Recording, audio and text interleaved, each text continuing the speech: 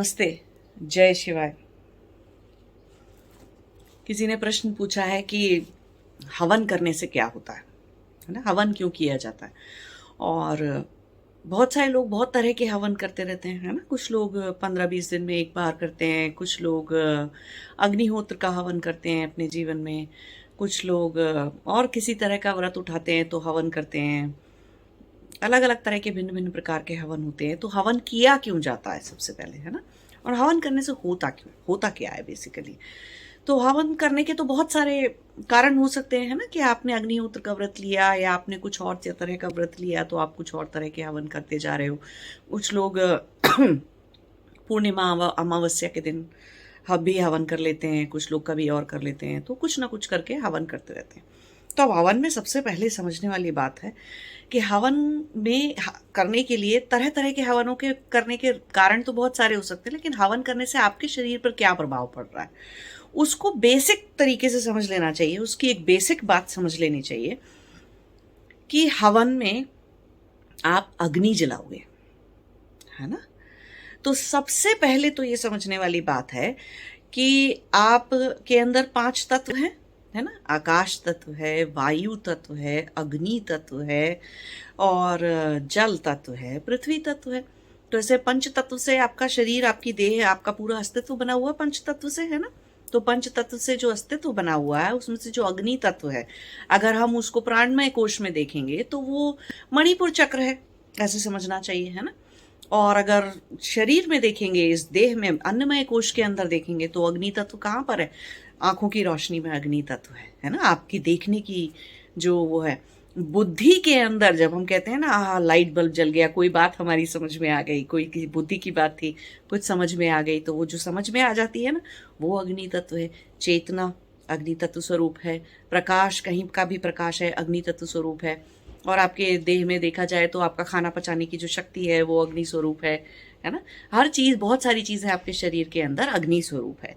और उसी अग्नि स्वरूप की वजह से इवन प्राण भी देखा जाए, जो प्राण चलते हैं, जो प्राण है, तो वो प्राण वायु भी अग्नि अग्नि स्वरूप है। वो नहीं तो क्या होगा, हम बोलते हैं ना प्राण निकल गए तो शरीर ठंडा पड़ गया, ठंडा हो जाता ना देह। अन्नमय कोश जो है, शरीर जो है, जब पार्थिव हो जाए, प्राण निकल जाए उसमें से, तो वो ठंडा होके बिल्कुल अग्नि चली जाती है, बुझ जाती है ना, तो ठंडा हो जाता है उसके फलस्वरूप। तो अग्नि तत्व तो कितनी सारी जगह शरीर में है, अन्नमय कोश में है, प्राणमय कोश में है, मनोमय कोश के अंदर बुद्धि में है, चेतना में है अग्नि तत्व।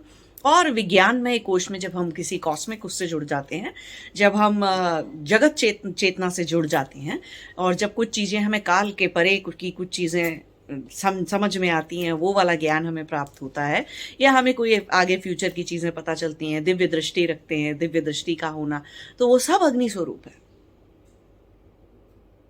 और परमात्मा को अग्नि कहा गया, कहां पर, ऋग्वेद में, ठीक है। तो देखिए, परमात्मा अग्नि स्वरूप है, परमात्मा को भी बोल दिया कि अग्नि स्वरूप है। तो हवन करने से इतनी सारी चीजों, आपके अस्तित्व के अंदर इतनी सारी चीजों की शुद्धि हो सकती है। सबसे पहले तो ये समझना है कि आपकी दृष्टि, देखने की, संसार को देखने की जो दृष्टि है, यहां तक कि आपकी देखने की, आंखों से देखने की जो रोशनी है, वो उसकी शुद्धि होती है ना। फिर उसके बाद आपके अंदर जो खाना पचाने की शक्ति है उसकी शुद्धि होती है। फिर आपके अंदर अग्नि तत्व से जुड़े हुए आपके अंदर क्रिया की जितनी भी शक्ति है, क्रिया शक्ति जितनी भी है आपकी, इच्छा शक्ति, क्रिया शक्ति, ज्ञान शक्ति, ये जो तीनों शक्तियां हैं अग्नि तत्व के, उनके अंदर, सबके अंदर है ना, किसी न किसी स्वरूप में, उसकी शुद्धि होती है। और जब प्राणमय कोश में चले जाते हैं तो हम बोलते हैं मणिपुर चक्र जो है वो बैलेंस में आता है। मणिपुर चक्र को बैलेंस में लाना या उसको, उसमें अग्नि की शुद्धि करना क्यों जरूरी है, क्यों सबसे ज्यादा जरूरी है वो काम। और वो सबसे बड़ा कारण है संसार में रह के, संसारी होकर मणिपुर चक्र में निवास करने वाली अग्नि की शुद्धि करना। क्योंकि वो मणिपुर चक्र में किस तरह की शुद्धि, इच्छा शक्ति है। अगर वो इच्छा शक्ति प्रबल नहीं है, शुद्ध नहीं है, तो प्रबल नहीं है तो क्या होगा, कोई भी काम सोच तो लेंगे कि चलो ऐसे कर लेते हैं। कितने सारे लोग हैं ऐसे बोलते हैं, आज नए साल का पहला दिन है तो ऐसे बोलते हैं ना कि हाँ, हमने नए साल साल पे ये संकल्प लिया है, हमने ये नया न्यू ईयर रेजोल्यूशन बनाया है। बनाते तो है, 4-5 दिन करते हैं, कुछ दिन करते हैं, फिर वो पूरा नहीं होता। कोई भी काम के बारे में सोचते हैं कि अच्छा ये करते हैं या ऐसा कर लेते हैं, खाना पीना बदल लेते हैं या वजन घटा लेते हैं या ये पहाड़ चढ़ लेते हैं या यहाँ पे चले जाते हैं, कुछ भी करते हैं, कोई भी काम शुरू करते हैं, कभी भी पूरा नहीं होता। क्यों? कि इच्छा शक्ति के अंदर उतनी दृढ़ता, उतनी उतनी सुदृढ़ता है ही नहीं इच्छा शक्ति के अंदर, तो वो चीज पूरी नहीं होती है। तो उस इच्छा शक्ति की शुद्धि करना बहुत ज्यादा जरूरी है। अशुद्धि करना क्यों जरूरी है? एक तो प्रबलता के जो हवन करते हैं उसका असर, उसका प्रभाव प्रबलता के ऊपर पड़ता है, और प्रबलता के अलावा किस चीज के ऊपर पड़ता है कि उसकी शुद्धि होना। अरे किसी किसी की इच्छा शक्ति कितनी प्रबल होती है क्राइम करने के लिए, है ना, गलत काम करने के लिए, कोई बम बनाने के लिए, कोई लोगों को मारने काटने के लिए, कुछ और दुष्कर्म करने के लिए। कितनी प्रबल इच्छा शक्ति होती है कुछ लोगों के अंदर, महीनों सालों उस चीज को प्लान करते हैं और उसको पूरा करते हैं। कुछ साइंटिस्ट जो है या कुछ दुष्ट तरह के जो लोग होते हैं, वो अपनी विद्या का, अपने अनुभव का, अपनी विद्या का, अपनी बुद्धि का इस्तेमाल किस लिए कर रहे हैं? कि गलत इच्छा को पूरा करने में। तो शुद्धि होती है अगर इच्छा शक्ति के अंदर, तो गलत इच्छा के ऊपर इतनी गलत इच्छा इतनी प्रबल सी और इतनी नहीं होती, इतनी ना, इतनी गलत सी इच्छा ही नहीं जागती। पहली बात तो कि कुछ ऐसा खराब काम करने में इतने जीवन के महीने वर्ष और सब कुछ लगा दे। तो देखिए, वो तत्व की शुद्धि होना, तो उसके लिए भी हवन किया जाता है। उसकी प्रबलता के लिए, अपनी विल पावर की प्रबलता के लिए, इच्छा शक्ति की प्रबलता के लिए, और इच्छा शक्ति की शुद्धि के लिए, कि वो मेरे अंदर जो भी इच्छा जागे वो एक शुद्ध इच्छा हो। मेरे खराब कर्म ना, ऐसी कोई इच्छा ना जागे मेरे अंदर जिसकी वजह से कि मैं खराब कर्म बना लूं, है ना। तो उसकी शुद्धि के लिए भी होती है। तो वो प्राणमय कोश में हो गया। अब बुद्धि की शुद्धि, बुद्धि में अग्नि तत्व की शुद्धि, वो क्या करेगी? वो कितना जरूरी काम है संसार में रहने वाले लोगों के लिए, कितनी आवश्यक सी बात है वो। नहीं तो बुद्धि गलत ही चीजों के पीछे इतनी प्रबलता रखेगी, मोह इतनी कस के जकड़ेगा, राग इतनी जोर से पकड़ेगा, इतना प्रबल हो जाएगा कि बुद्धि उसे काट नहीं पाएगी। बुद्धि राग को पूरा करने में लगी रहेगी, द्वेष को पूरा करने में लगी रहेगी, डर को, अभिनिवेश को पूरा करने में लगी रहेगी। क्योंकि बुद्धि में तो शुद्धि है ही नहीं।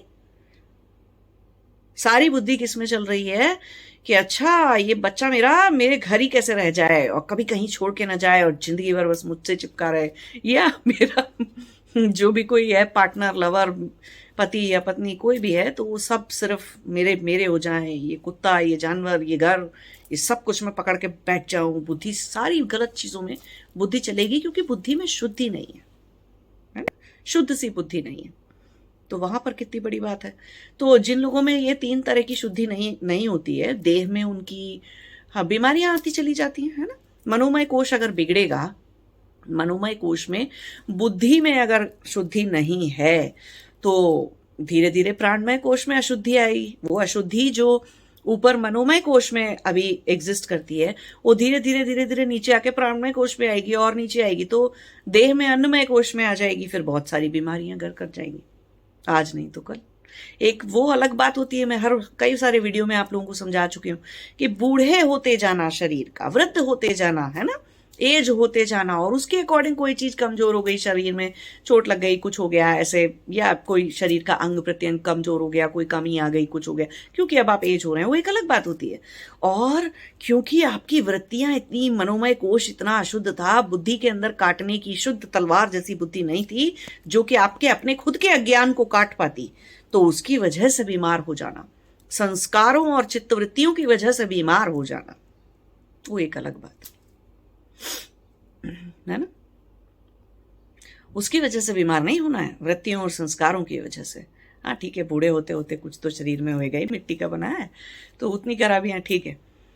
तो ये वाली बात को ध्यान रखना चाहिए कि हवन करने से एक संसारी इंसान संसार में जन्म लेने के बाद, और फिर चाहे आप जो लोग, मैं संसारी व्यक्तियों की, अभी संसारी लोगों की बात ज्यादा यहाँ पर क्यों कर रही हूँ, क्योंकि जो ब्रह्मचारी हैं या किसी आश्रम में रहते हैं, या जिन्होंने ऑफिशियली संन्यास ले लिया है ना, तरीके से संन्यास लिया हुआ है, किसी आश्रम में रहते हैं, गुरु के पास रहते हैं, वो तो ये सब पद्धतियों का और चीजों का पालन करते ही करते हैं, कि वो हवन करते ही करते हैं, कोई ना कोई सा हवन उनके यहाँ चलता ही चलता है और वो चीजें होती रहती हैं, है ना, उन लोगों के जीवन में, उनका जीवन अलग तरह का होता है। बट मैं यहाँ पर संसारी लोगों की बात कर रही हूँ, जो मेरे जैसे आपके जैसे लोग जो संसार में पैदा हुए, उनको अगर अपने मनोमय कोश में शुद्धि रखनी है तो हमेशा हवन करना चाहिए। उनको प्राणमय कोश में अपने अग्नि तत्व को शुद्ध रखना है, जिसकी वजह से कि उनकी इच्छा शक्ति, तो इच्छा शक्ति अब दूसरे तरीके से समझ लें, ये 3 कोशों में जो शक्तियां हैं, इच्छा शक्ति, ज्ञान शक्ति, क्रिया शक्ति, तीनों की शुद्धि हो जाती है हवन करने से। हवन करते वक्त देखिए, जब कोई पुराने कभी भी कोई भी अपना वो है ऋषि मुनि थे पुराने जमाने में, पुराने टाइम में, इवन आज भी बहुत सारे हिमालय में रहने वाले और इन सब जगहों पे पहाड़ों में लोग रहने वाले, वो कोई बाजार से खरीद कर हवन सामग्री नहीं लाते हैं। तो हवन में क्या क्या डालना चाहिए, वो पंडित जी जो बताते हैं, वो सब कुछ जरूरी नहीं होता। इतना ध्यान रखिए, पहले एक तरीका था कि हवन की जो सामग्री होती थी, और आज भी बहुत सारे लोग जो सही पद्धति से करते हैं, आर्य समाज में जो हवन किए जाते हैं, अग्निहोत्र के जो हवन सिखाए जाते हैं और किए जाते हैं, उसमें तत्व की शुद्धि होना बहुत ज्यादा जरूरी होता था। ये नहीं कि कोई सा भी फूल पौधा ले लिया, नहीं ले सकते हैं, और कोई से भी फूल पौधे को किसी भी टाइम तोड़ लिया जाके, ऐसे नहीं करते हैं, है ना।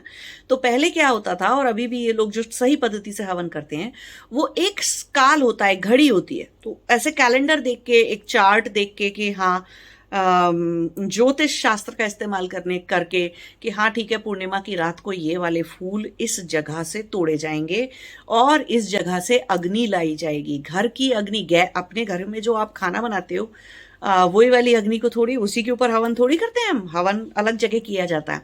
तो हवन की अग्नि अलग होती है हमेशा। हवन की अग्नि में खाना आप चढ़ाते हो, खाना बना के खुद नहीं खाते। जो घर की अग्नि है उसे हम गाढ़ पत्ती अग्नि कहते हैं, है ना। तो गाढ़ पत्ती अग्नि किस लिए होती है कि वो तो घर की बाउंड्री के अंदर रहती है, और घर की बाउंड्री के अंदर वो, उसमें आप खाना बनाते हो, खुद खाते हो, है ना, पोषण करने के लिए। तो उसका जो स्वरूप है उस अग्नि का, वो गैस का या किसी भी चीज का, गैस है आपके घर में, चूल्हा है या कोई हीटर है या कोई हॉट प्लेट की गैस है, किसी भी चीज के ऊपर अगर आप खाना बना रहे हो, तो हम उसे गाढ़े पत्ते अग्नि का स्वरूप कहते हैं, क्योंकि वो खाना बनाने के लिए है, खाना चढ़ाने के लिए थोड़ी है। अग्नि को पोषण या तत्व चढ़ाने के लिए नहीं है। वो गैस पे कुछ रख दोगे तो जल फूक जाएगा, गैस जलेगी नहीं तुम्हारा है ना। हॉट प्लेट पे कुछ कर दोगे, रख दोगे तो धुआं हो जाएगा, हीटर पे या किसी चीज पे जिसपे भी आप खाना बनाते हो, तो उसके लिए नहीं होता है। हाँ, वो अलग बात है कि जैसे पुराने जमाने में चूल्हा जला करता था, या घर में गैस, जब शाम को या दोपहर में कभी भी, पहली बार दिन में एक बार जब गैस में जो भी खाना बनता था, वो थोड़ा सा खाना उसको चढ़ा दिया जाता था। अब लोग गैस पे तो खाना नहीं चढ़ा सकते, तो फिर भी थोड़ा सा बना हुआ खाना जो है साइड में रख दिया जाता है, एक छोटा सा टुकड़ा निकाल के, रोटी का, सब्जी का, दाल का, जो भी बनाया आपने, थोड़ा सा एक खाना साइड में रख दिया जाता है। वो उस अग्नि के सम्मान के लिए जो हमारा पोषण करेगी, जिसने खाने को पकाया और जिस पर हम खाना पका पाए और हम उससे अपना पोषण कर रहे हैं। लेकिन जो हवन की अग्नि है वो अलग अग्नि है ना। वो अलग तरह से प्रज्वलित होती है, आवाहन करके प्रज्वलित होती है ना। अग्नि के मंत्र बोले जाते हैं, अग्नि को नमस्कार किया जाता है, और सबसे पहले अग्निदेव को ही जो कुछ चढ़ाया जाता है, सबसे पहले अग्निदेव को अपनी शुद्धि करके अग्निदेव को चढ़ाया जाता है। तो वो अलग तरह की अग्नि होती है, हवन की अग्नि होती है। उसके अंदर हम खाना चढ़ाते हैं। तो जो तत्व से हम हवन कर रहे हैं, घी से कर रहे हैं, गोबर के उपलों से कर रहे हैं, कंडे जोत जिन्हें बोलते हैं, उससे कर रहे हैं हम, या किसी भी और फूल पत्ती किसी भी चीज से हम हवन कर रहे हैं, घी डाल रहे हैं या कोई चीज का तेल डाल रहे हैं, किसी भी तरह का आपका जिस भी तरह का हवन है उस पर डिपेंड करता है। अलग अलग हवनों की अलग अलग सामग्री होती है ना। तो बस इतनी सी बात ध्यान रखनी है कि वो शुद्ध होना चाहिए। और अब जैसे कि बहुत सारे लोग हैं जो कि मेरे आसपास जो रहते हैं, जो कि बाहर के देशों में रहते हैं, जहां पे कि घर में स्मोक अलार्म लगा होता है, ठीक, तो हवन घर के अंदर कर ही नहीं सकते आप, क्योंकि वो तो स्मोक अलार्म अगरबत्ती जलाने से जल जाता है, तो हवन कैसे करेंगे? हवन में तो बहुत सारा धुआं निकलेगा। तो ऐसे बहुत सारे लोगों को मैं एक चीज समझाती हूँ, जब वो मेरे साथ पढ़ते हैं या कुछ भी करते हैं, तो मैं उनको एक चीज समझाती हूँ कि एक तो साधना करने से पहले, साधना शुरू करने से पहले एक दिया जलाओ, कैंडल नहीं, मोमबत्ती नहीं जलानी। बहुत सारे लोग इंसेंस वाली और ऐसी एसेंशियल ऑयल की कैंडल जला के बैठ जाते हैं और फिर साधना करते हैं, तो वो नहीं करना। दिया जलाना है ना। चाहे घी का जलाइए, चाहे सरसों के तेल का जलाइए, या आप उसका जला लीजिए, क्या बोलते हैं, और भी बहुत सारे तेल होते हैं, सेसमी ऑयल होता है, हाँ तिल का तेल, उसका जला लीजिए। तो ऐसे 2 3 4 तरह के तेल होते हैं आपके, उससे भी जला सकते हैं, घी का भी जला सकते हैं, किसी भी चीज़ का जला सकते हैं।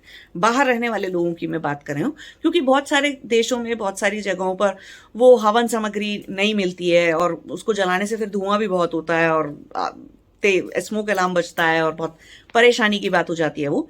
तो ऐसे लोग कैसे हवन कर सकते हैं कि मान लीजिए एक बड़े से बाउल में, एक बड़े से दिए में, बड़ा सा दिया ले लीजिए, बाउल ले लीजिए, उसमें आपने जला लिया, अग्नि को प्रज्वलित कर लिया। अब आपको हवन के नाम पे क्या करना है हवन के लिए, कि आप जो दूसरी कटोरी में, दूसरे बाउल के अंदर आप जो घी रखेंगे या तेल रखेंगे, कुछ भी, वो उसमें स्वाहा करते वक्त सिर्फ उस दिए में, जिस दिए में आपने वो जलाया, उसी में उसकी 2 बूंदें 4 बूंदों से स्वाहा करते जाइए।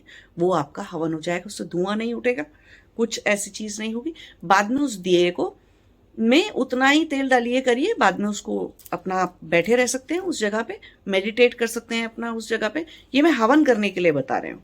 और जो लोग साधना करने बैठते हैं, अगर हवन करना नहीं चाहते तो साधना करने से पहले, शुरू करने से पहले हमेशा दिया जला लेना चाहिए। बिना दिया जलाए साधना नहीं होती, नहीं करनी चाहिए, जब तक कि आप जंगल में ना हो।